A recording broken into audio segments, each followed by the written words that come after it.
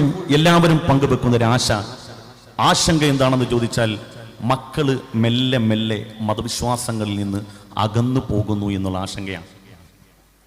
ആദ്യമായി നിങ്ങളോടൊന്ന് പറയട്ടെ, സ്ഥിരമായി ജങ്ക് ഫുഡ് കഴിക്കുന്ന ഒരാൾ എപ്പോഴെങ്കിലും ഒരു ആപ്പിൾ കഴിച്ചു എന്നതുകൊണ്ട് അത് ആരോഗ്യദായകമാകണമെന്നില്ല.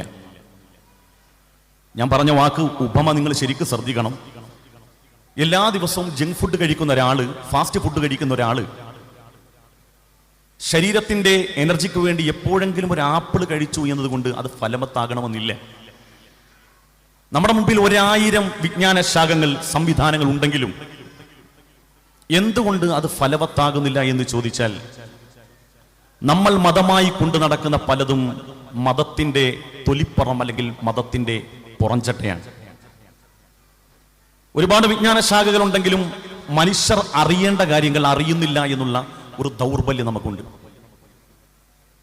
എല്ലാം അറിയുന്ന ഒരു വ്യക്തിയോട് നമ്മൾ പെട്ടെന്ന് ചോദിക്കുകയാണ്, എന്താണ് മതം?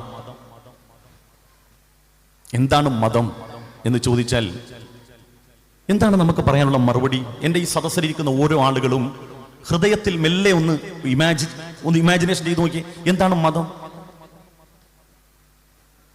വമൽ ഇസ്ലാമു യാ റസൂലല്ലാഹ്, അള്ളാന്റെ തിരുദൂതരെ എന്താണ് മതം? നമ്പർശരിസ്കരായിരിക്കുന്ന സ്വഹാബത്തെ കിറാം വിചാരിച്ചു സുദീർഘമായ ഒരു ഭാഷണത്തെ അല്ലാഹുവിന്റെ ഹബീബ് സന്നദ്ധമാകുമെന്ന്. 2 വാക്കിൽ മതത്തെ റസൂലുള്ളാഹി സ്വല്ലല്ലാഹു അലൈഹി വസല്ലം തങ്ങൾ നിർവചിച്ചു. എന്താണ് മതം? എൻ്റെ ഈ സദസ്സിൽ നിന്ന് നിങ്ങൾ പഠിച്ചിട്ട് പോകണം. മതം ആരാധനകളുടെ പ്രഹേളികയല്ല. ആരാധനകൾ പോലും മൂല്യങ്ങൾക്ക് വേണ്ടിയുള്ളതാണ്. ഞാൻ അതിലേക്ക് വരും. എന്താണ് മതം? അല്ലാഹുവിന്റെ റസൂൽ പറഞ്ഞു, തീബുൽ കലാം. നമ്പർ 1, മതം എന്ന് പറഞ്ഞാൽ തീബുൽ കലാം, മനോഹര സുന്ദരമായ സംസാരമാണ്. തീബ് എന്ന് പറഞ്ഞാൽ അത്തർ എന്നാണ്, സുഗന്ധം എന്നാണ്.